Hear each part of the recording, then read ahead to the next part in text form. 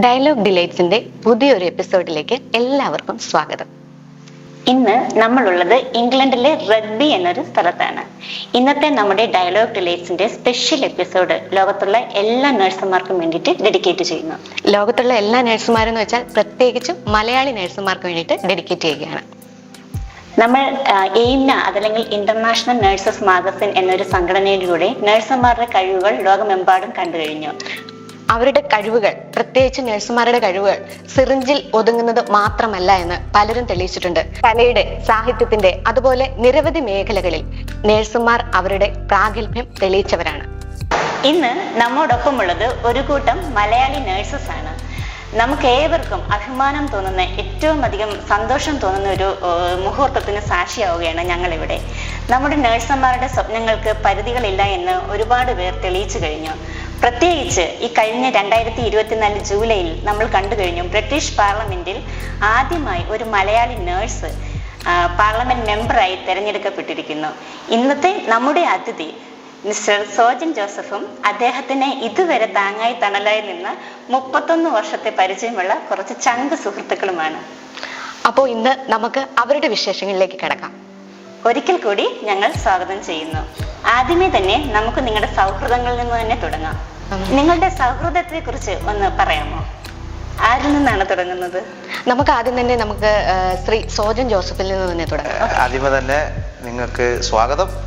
ഇന്ന് ഈ പരിപാടി നിങ്ങൾ വരാനും ഞങ്ങളോടൊപ്പം അല്പസമയം ചെലവഴിക്കാനും കാണിച്ച താല്പര്യത്തിന്, പ്രത്യേകിച്ച് നിങ്ങൾ നേഴ്സുമാരാണ് എന്നറിഞ്ഞപ്പോഴാണ് ഞങ്ങൾക്കും താല്പര്യം തോന്നിയത്. എന്നാൽ നിങ്ങളുടെ പ്രോഗ്രാമിൽ അങ്ങ് പങ്കെടുക്കാമെന്ന് തോന്നിയത്. ഞങ്ങളുടെ സൗഹൃദം നിങ്ങൾ സൂചിപ്പിച്ചതുപോലെ തന്നെ 1993 ബാംഗ്ലൂരിൽ തുടങ്ങിയ സൗഹൃദമാണ്. പല വീടുകളിൽ നിന്നും ഞങ്ങൾ നഴ്സിംഗ് പഠിക്കാനായിട്ട് ബാംഗ്ലൂരിൽ വരികയും അവിടുന്ന് തുടങ്ങിയ സൗഹൃദം ഇപ്പോഴും ഞങ്ങൾ തുടരുകയാണ്. എല്ലാ വർഷവും UK-യിൽ ഞങ്ങൾ ഒരു സമയത്ത് ഞങ്ങളൊരു 60 പേരുണ്ടായിരുന്നു ഞങ്ങളുടെ ബാച്ചിൽ. അതിൽ 29 ആണുങ്ങളും ബാക്കി പെൺകുട്ടികളുമായിരുന്നു. അതിലൊരു സമയത്ത് ഞങ്ങളൊരു 17 ബോയ്സ് ഇവിടെ UK-യിലുണ്ടായിരുന്നു. അപ്പം ആ വർഷം മുതൽ, അതായത് 2001 ഇവിടെ വന്നവരാണ് പലരും. അന്ന് മുതൽ എല്ലാ വർഷവും കുടുംബസമേതം ഞങ്ങൾ UK-യിൽ എവിടെയെങ്കിലും ഒത്തുചേരാറുണ്ട്. അതിനിടയിലൊക്കെ പല പരിപാടികളിലൊക്കെ പങ്കെടുക്കാറുണ്ടെങ്കിലും ഇതൊരു റെഗുലറായിട്ട് നടക്കുന്ന കാര്യമാണ്. അങ്ങനെ ഇപ്രാവശ്യത്തെ കൂടിച്ചേരലിന് ഈ എൻ്റെ വിജയത്തിൻ്റെ ഒരു മാധുര്യവും കൂടി ഉണ്ടായിരുന്നു. അങ്ങനെയാണ് ഇന്ന് ഞങ്ങൾ റഗ്ബിയിലെത്തിയത്. ഓക്കെ, അപ്പോൾ നമുക്ക് ആദ്യം നേഴ്സിങ്ങിനെ പറ്റി തന്നെ ഒരു ക്വസ്റ്റ്യൻ ചോദിക്കാം. 93, 96 ബാച്ച് എന്നൊക്കെ പറയുമ്പോൾ പ്രധാനമായിട്ടും ആൺകുട്ടികളൊന്നും ഈ നേഴ്സിംഗ് മേഖലയിലേക്ക് കടന്നു വരാത്ത ആ ഒരു സാഹചര്യമാണല്ലോ. അപ്പോൾ നിങ്ങളെല്ലാവരും സ്വന്തം ഇഷ്ടപ്രകാരം തന്നെയാണോ നേഴ്സിംഗ് എന്ന ആ ഒരു മേഖല സെലക്ട് ചെയ്യാനായിട്ടുള്ള കാരണം? സാധാരണ നമ്മളൊക്കെ PDC കഴിഞ്ഞ് കഴിഞ്ഞാൽ ഒരു അടിച്ചു പൊളിക്കുന്ന പ്രായമാണ്. അപ്പൊ അന്നത്തെ എല്ലാവരും ഒരു ആഗ്രഹം ഒരു അമേരിക്ക അല്ലെങ്കിൽ യൂറോപ്യൻ കൺട്രിയിലേക്ക് പോകുക എന്നുള്ളതാണ്. അപ്പൊ അതിനുള്ള ഏക ഓപ്ഷൻ ഒന്നെങ്കിൽ ഇന്നത്തെ പോലെ അങ്ങനെ കൊണ്ടുപോകുന്ന ഒരു സമ്പ്രദായം ഇല്ല, കല്യാണം കഴിച്ച് പോവുക എന്നൊരു മാർഗവും. അപ്പൊ അന്നത്തെ കാലത്ത് അവർക്ക് തപ്പി നടക്കുന്ന ഒരു കാലം എന്ന് പറഞ്ഞാൽ നേഴ്സുമാർ. അങ്ങനെയാണ് ആദ്യമായിട്ട് ഇതൊരു ഡിമാൻഡ് മെയിൻ നേഴ്സിനുണ്ടാണെന്ന് എനിക്ക് തോന്നുന്നു. അല്ലെ രാമയ്യർ എനിക്ക് തോന്നുന്നത് 93 ആദ്യത്തെ ബാച്ച് ഒരു തുടങ്ങുന്നത്. അങ്ങനെയാണ് ഞങ്ങൾ സത്യം പറഞ്ഞാൽ നേഴ്സിംഗിന് ആ ഒരു മോഹമായിട്ടാണ് ചെല്ലുന്നത്. അപ്പൊ എല്ലാവരും സ്വന്തം ഇഷ്ടപ്രകാരം തന്നെ തെരഞ്ഞെടുത്ത ഒരു മേഖലയാണ് നേഴ്സിംഗ്. അന്നത്തെ കാലത്ത് നമുക്ക് കിട്ടാൻ ഏക ജോലി, അത് പുറത്തേക്ക് പോകാൻ സാധ്യതയുള്ള ഏക ഒരു പ്രൊഫഷൻ ഇതാണ്. അല്ല, അതെ. പക്ഷെ ചിലരൊക്കെ വീട്ടുകാരുടെ സമ്മർദ്ദം മൂലം നഴ്സിംഗ് പഠിക്കുക, അങ്ങനെയൊക്കെ കുറെ നമുക്ക് ഇഷ്ടമില്ലാതെ വരുന്നവരുണ്ടല്ലോ. അതുകൊണ്ടാണ് അങ്ങനെ. അങ്ങനെയാണെന്ന് ചോദിച്ചു കഴിഞ്ഞാൽ പറഞ്ഞ പോലെ ഈ 93 കാലഘട്ടം എനിക്ക് തോന്നുന്നത് നിങ്ങൾ പറഞ്ഞ പോലെ ആണെങ്കിലും അല്ലെങ്കിൽ മെയിൽ നേഴ്സിംഗ് അന്നത്ര ഫെമിലിയർ അല്ലാത്തൊരു സമയമാണ്. അപ്പം എനിക്ക് തോന്നുന്നു ഞങ്ങൾ സെക്കൻഡോ അല്ലെങ്കിൽ തേർഡ് ബാച്ചോ ആണ് മെയിൽ നേഴ്സിന്റെ ഞങ്ങളൊക്കെയാണ് ഏറ്റവും ആദ്യമായിട്ട്. അപ്പോൾ ഓൾമോസ്റ്റ് ഞങ്ങൾക്ക് എല്ലാവരും നമുക്കറിയാം, നമ്മുടെ കേരളത്തിന്റെ കൾച്ചർ അനുസരിച്ച് എല്ലാ വീട്ടിലും ഒരു നേഴ്സുമാർ കാണും. തീർച്ചയായിട്ടും അത് കൂടുതലും പെണ്ണുങ്ങളാണ്, ഗേൾസ് ആണ് അതിന് പോകുന്നത്. അപ്പൊ നമുക്ക് ബോയ്സിന് അങ്ങനെ ഒരു ഓപ്പർച്യൂണിറ്റി ആയിട്ടായിരുന്നു. അപ്പൊ എൻ്റെ ഒരു എക്സാമ്പിൾ പറയുകയാണെങ്കിൽ ഞാൻ പറയാം, ഇപ്പം ഞങ്ങൾ 2 ആമ്പിളേരായിരുന്നു വീട്ടില്. അപ്പൊ ഞാൻ അന്ന് PDC കഴിഞ്ഞ് കഴിഞ്ഞപ്പോഴത്തേക്ക് നമുക്കറിയാം നമ്മുടെ നാട്ടിലെ ജോലി സാധ്യത ഇറങ്ങി.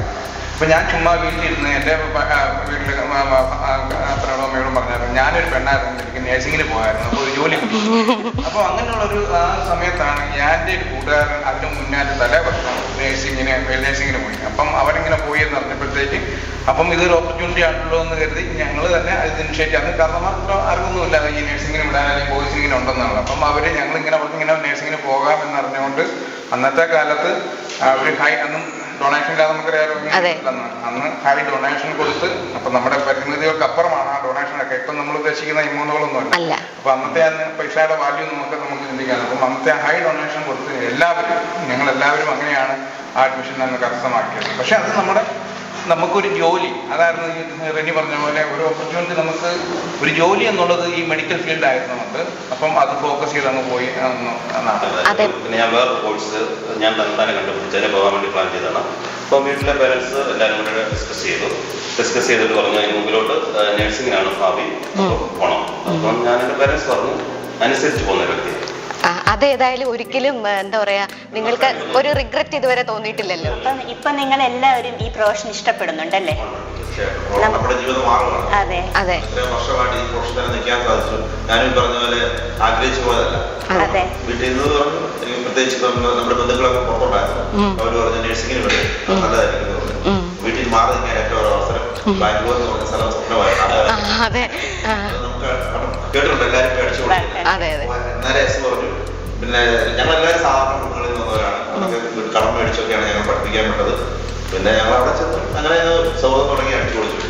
എല്ലാം പുതിയ ആൾക്കാർ പല സ്ഥലത്തു നിന്ന് വന്നു. ഇപ്പോഴും നിങ്ങൾ ആ സൗഹൃദം ഇത്ര നാളും മുന്നോട്ട് കൊണ്ടുപോകുന്നുണ്ടല്ലേ? അപ്പൊ ഇഷ്ടത്തോടു കൂടിയാണ്.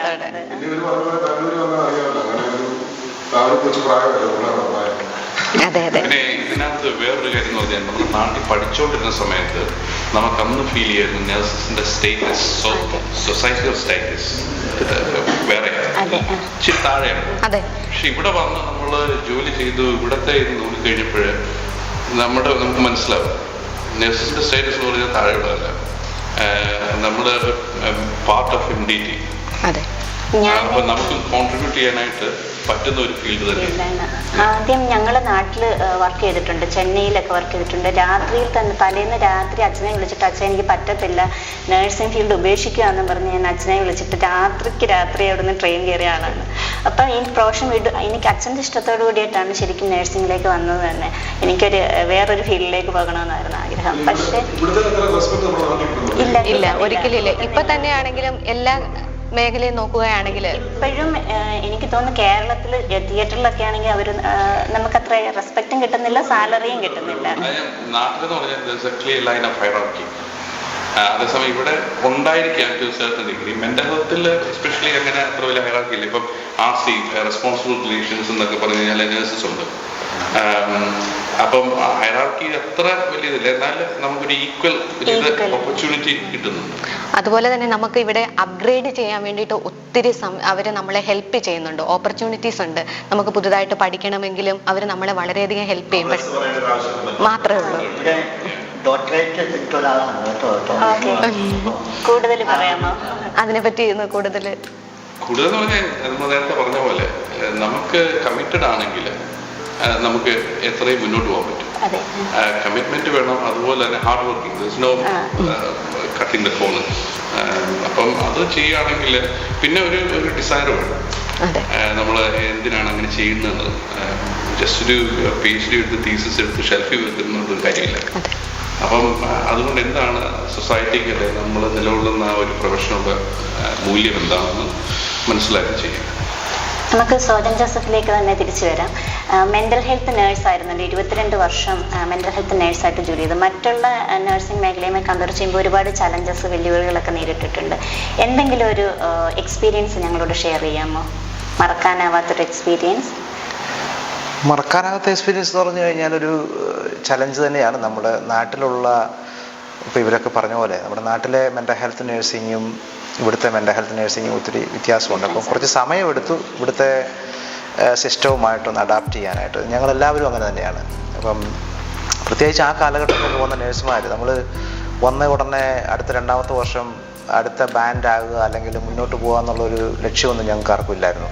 ഞങ്ങൾ വന്നു അതിൻ്റെ താഴെത്തട്ടിൽ വളരെ കഠിനാധ്വാനം ചെയ്ത് അവരുടെ സിസ്റ്റവും കാര്യങ്ങളൊക്കെ ഒരുപാട് പഠിച്ചു. ഇവിടുത്തെ ലാംഗ്വേജ്, പിന്നെ ഇവിടുത്തെ ആളുകൾ, പ്രത്യേകിച്ച് മെൻ്റൽ ഹെൽത്ത് എന്ന് പറയുമ്പോൾ നമ്മളൊരു അക്യൂട്ട് ഒരു ഓർത്തോപെഡിക്കിലോ അല്ലെങ്കിൽ മെഡിസിൻ വാർഡിലോ വർക്ക് ചെയ്യുന്ന രീതിയിൽ ഒരു അസുഖത്തിൻ്റെ മാത്രം ട്രീറ്റ്മെൻ്റ് അല്ല അവിടെ നടക്കുന്നത്. മെൻ്റൽ ഹെൽത്ത് എന്ന് പറഞ്ഞാൽ ഒരു ഹോളിസ്റ്റിക് ആയിട്ടുള്ള അവരുടെ സോഷ്യൽ ലൈഫും എല്ലാം ഇൻവോൾവ് ചെയ്തിട്ടുള്ളതാണ്. അപ്പോൾ ഒത്തിരി നമ്മളിവിടുത്തെ സൊസൈറ്റിയെക്കുറിച്ചൊക്കെ പഠിക്കണമായിരുന്നു.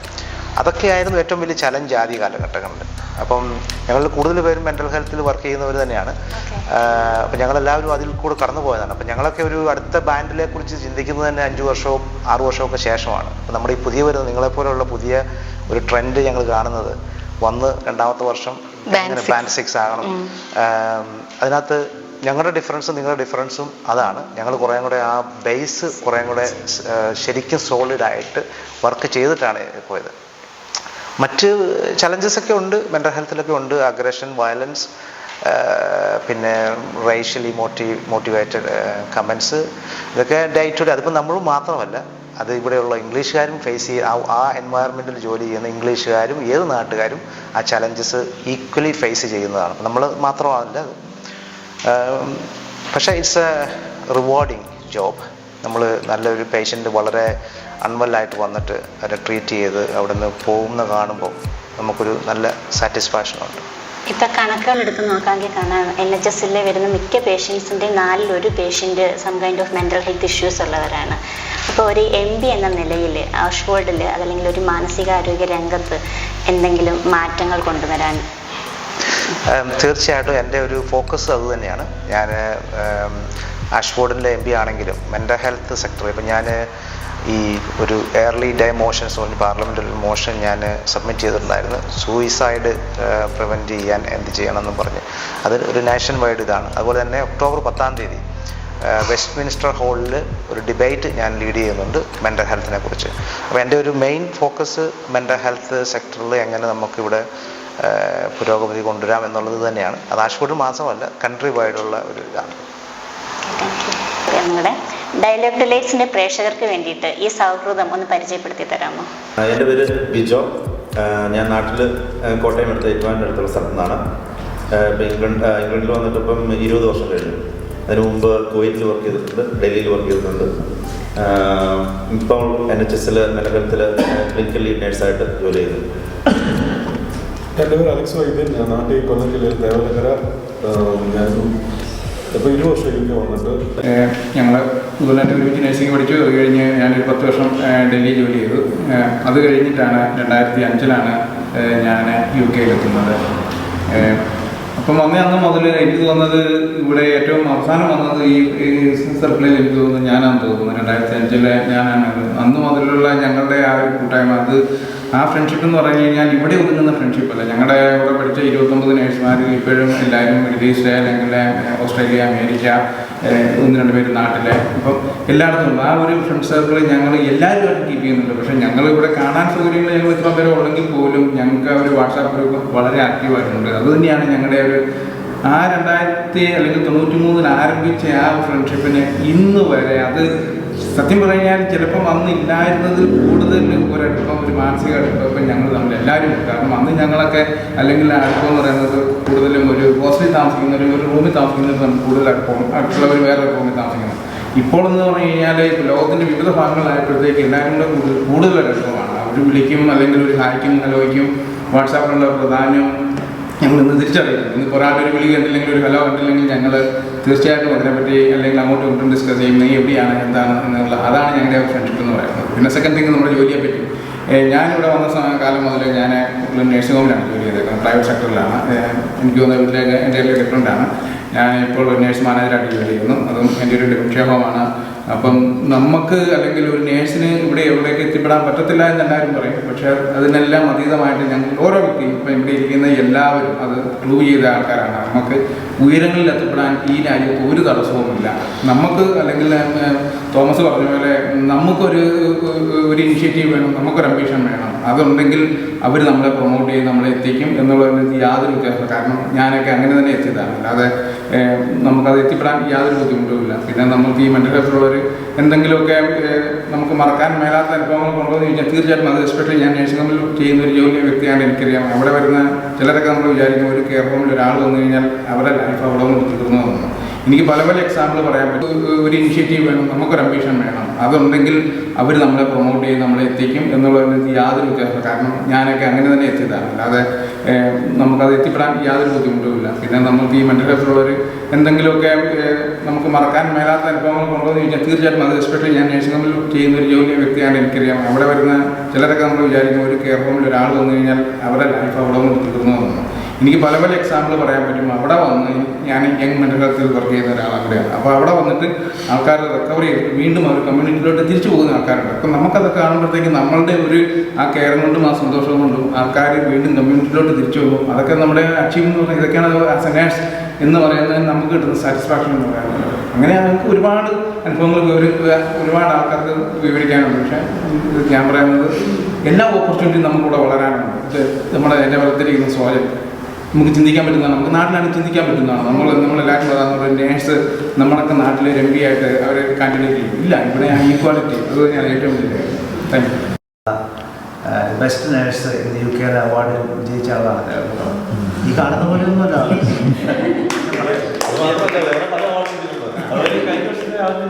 ഔട്ട്സ്റ്റാൻഡിങ് അല്ലേ? ഔട്ട്സ്റ്റാൻഡിങ് അല്ലേ? എൻ്റെ പേര് ജോർജ്. ഞാൻ 2000-ലാണ് വന്നത് UK വന്നിട്ട് കേംബ്രിഡ്ജ് യൂണിവേഴ്സിറ്റി ഹോസ്പിറ്റലിൽ 14 years വർക്ക് ചെയ്തു. പിന്നെ ഞാൻ അവിടുന്ന് അബുദാബിയിൽ പോയി അവിടെ ഗവൺമെൻറ് സെക്രട്ടറി 10 കൊല്ലം ജോലി ചെയ്തു. ഞാൻ സൈക്കാട്രിക് രജിസ്ട്രേഷൻ എനിക്കുണ്ട് UK. എങ്കിലും ഞാൻ സൈക്കാട്രിക്കിലല്ല വർക്ക് ചെയ്തത്. ഞാൻ ഓപ്പറേഷൻ തിയേറ്ററിൻ്റെ ചാർജായിട്ടാണ് ചെയ്തുകൊണ്ടിരുന്നത്. ഇപ്പം കോവൻട്രി ഹോസ്പിറ്റലിൽ ജസ്റ്റ് ജോയിൻ ചെയ്തേക്കും, ഒരു 4 മാസമായിരുന്നു. പിന്നെ സോജനെ പറ്റി പറയുകയാണെങ്കിൽ ഞങ്ങൾ 93 മുതൽ ഞങ്ങൾക്ക് പരിചയം ഉള്ള ഒരാളാണ്. ഈ കോൺടാക്ട്സ് ഞാൻ പറഞ്ഞത് ഏകദേശം 31 കൊല്ലമായിട്ട് ഉള്ള ഒരു ഫ്രണ്ട്ഷിപ്പ് ഞങ്ങൾ മെയിൻറ്റെയിൻ ചെയ്യുന്നു, ഇപ്പോഴും ചെയ്യുന്നു. ഞാൻ UK സ്റ്റീഡൻ എന്ന് പറഞ്ഞ സ്ഥലത്ത് താമസിക്കുന്നു. നാട്ടിൽ തൊടുപുഴ അടുത്ത് മാറുക. ഭാര്യയും 3 പെൺകുട്ടികളുമുണ്ട്. ഇവരുടെ കൂടെയൊക്കെ 96 നേഴ്സിംഗ് പഠിച്ച് പാസ്സായി. ഒരു അന്നത്തെ കാലത്ത് ഒരു ആവേശമാണ് നേഴ്സിങ്ങിന് പോകുക എന്നുള്ളത്. 3 വർഷം പഠിച്ചിറങ്ങിയപ്പോഴാണ് മനസ്സിലാകുന്നത് ജോലി സാധ്യത വളരെ കുറവാണ്. അപ്പം അവിടെ ഇവിടെയൊക്കെ ആയിട്ട് ഒരു 2 വർഷം കഴിച്ചുകൂടി കല്യാണം ആലോചിക്കുമ്പോൾ ബിസിനസ് പറഞ്ഞാൽ ആർക്കും വേണ്ട. അങ്ങനെ ആ ഒരു സിറ്റുവേഷനാണ് ആ സമയത്ത് ഓപ്പണായിട്ട് പറഞ്ഞത്. അങ്ങനെ ഇരുന്നപ്പോഴാണ് 2 വർഷം പോസ്റ്റ് ബേസിക്. അപ്പം വേറെ പുറത്തേക്ക് പോകാനാണെങ്കിൽ ജോലി സാധ്യത ഇല്ലാത്തതുകൊണ്ട് 2 വർഷം പോസ്റ്റ് ബേസിക് പഠിച്ചു. അത് കഴിഞ്ഞപ്പോഴാണ് ദൈവത്തിൻ്റെ ഒരു കൃപയാൽ UK ഓപ്പൺ ആവുന്നത്. അപ്പോൾ 2001 ഇവരൊക്കെ വന്ന പോലെ നമ്മളും കയറി പോകുന്നു. വന്നൊരു 1 വർഷത്തോളം ഒരു കെയർ ഹോമിൽ അഡാപ്റ്റേഷൻ വന്നു കഴിഞ്ഞാൽ 6 മാസം നമ്മൾ അഡാപ്റ്റേഷൻ ചെയ്തതാണ്. നേഴ്സായി. അത് കഴിഞ്ഞിട്ട് 2002 NHS Band 5 ആയിട്ട് ജോലിക്ക് കയറി. അപ്പം ഇവിടെ നേഴ്സിംഗ് തന്നെ കണ്ടിന്യൂ ചെയ്യണം. NHS പ്രത്യേകതയാണ് കരിയർ ബ്രേക്ക് എന്നൊരു ഓപ്ഷൻസ്. നമുക്കൊരു 1 വർഷം വരെയാണെന്നുണ്ടെങ്കിൽ നമ്മൾ ആ സെയിം ഡിപ്പാർട്ട്മെൻറ്റ് തന്നെ നമുക്ക് ജോലി കിട്ടും. 5 വർഷം വരെയാണെങ്കിൽ ആ ട്രസ്റ്റിൽ നമുക്ക് കിട്ടും. ഇപ്പോൾ ഞാനൊരു 6 മാസത്തേക്ക് കരിയർ ബ്രേക്ക് എടുത്തേക്ക് പോകണം. ചെറിയ ബിസിനസ് പരിപാടി കിട്ടുന്നത്.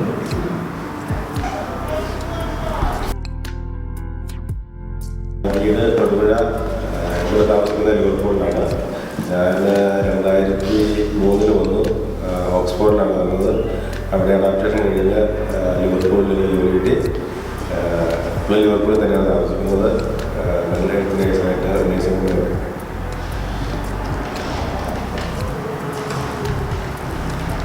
എൻ്റെ പേര് ജോസഫ് ചെറിയാൻ എന്നാണ് ഒഫീഷ്യൽ നെയിം. ഞാൻ ടോയോയുടെ ട്വിൻ ബ്രദറാണ്. സോ അതിനെ പോലുള്ള എല്ലാവരും നല്ല വൈബ്രൻ്റായിട്ടുള്ള ആൾക്കാരോട് വർക്ക് ചെയ്യാനുള്ള ഒരു അല്ലെങ്കിൽ താമസിക്കാനുള്ള ഒരു ഫാക്കൽറ്റി ഞാൻ പറയുമ്പം സത്യം പറഞ്ഞാൽ ഇവരുടെ അവരുടെ ആ യൂണിവേഴ്സിറ്റിയിൽ ഞാൻ പഠിച്ചത്. വേറെ യൂണിവേഴ്സിറ്റി ഞാൻ കണ്ടോടാണ് പഠിച്ചത്.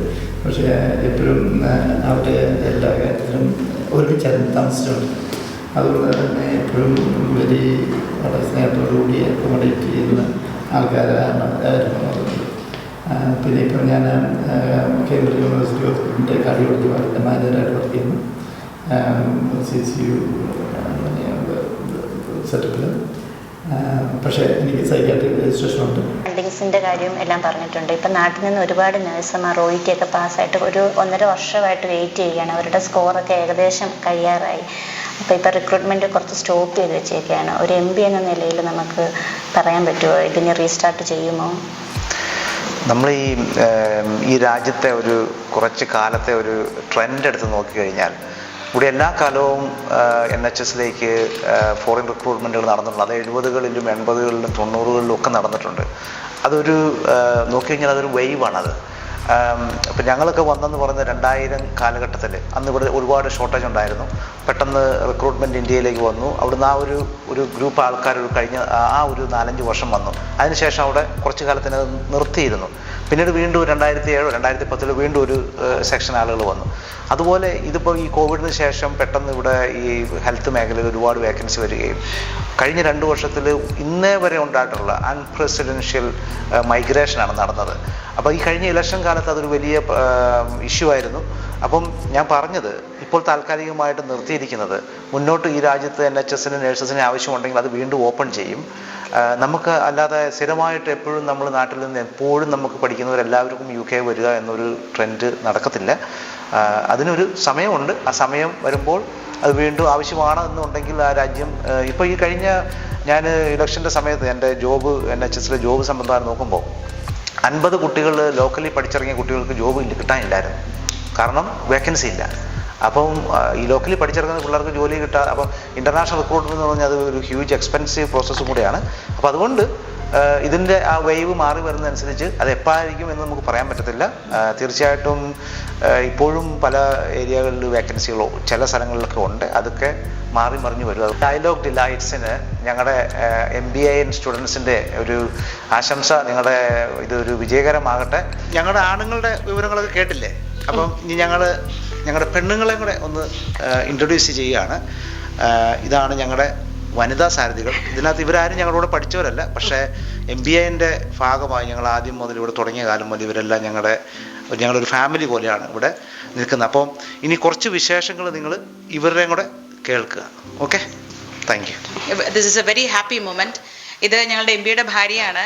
ഞങ്ങൾ സോജൻ പറഞ്ഞ പോലെ തന്നെ we are like a family. ഞങ്ങൾ ഒരുമിച്ച് കൂടുമ്പോൾ മോർ ദാൻ ആണുങ്ങൾ അപ്പന്മാർ ഞങ്ങൾ ഈ ഭാര്യ ഞങ്ങൾ ഭയങ്കര കൂട്ടാണ്. അതുപോലെ ഞങ്ങളുടെ മക്കളും V really enjoy being together. പിന്നെ ഇവരുടെ കൂട്ടും ഇവരുടെ പഴയ കാര്യങ്ങളും ഒക്കെ കേട്ട് ഞങ്ങൾ ഒത്തിരി എൻജോയ് ചെയ്യാറുണ്ട്.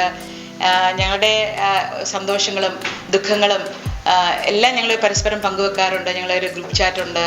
ഞങ്ങൾ പലപ്പോഴും കറങ്ങാൻ പോകും. പിന്നെ ബ്രൈറ്റയ്ക്ക് ഇതുപോലെ we are so happy, we are so proud. അപ്പോൾ മോർ ദാൻ ഒരു MB, Sojan is a dad, അപ്പനാണ്, ഭർത്താവാണ്. അതുപോലെ ബ്രൈറ്റ് അമ്മ.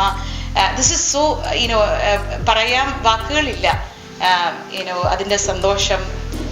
And thank you very much.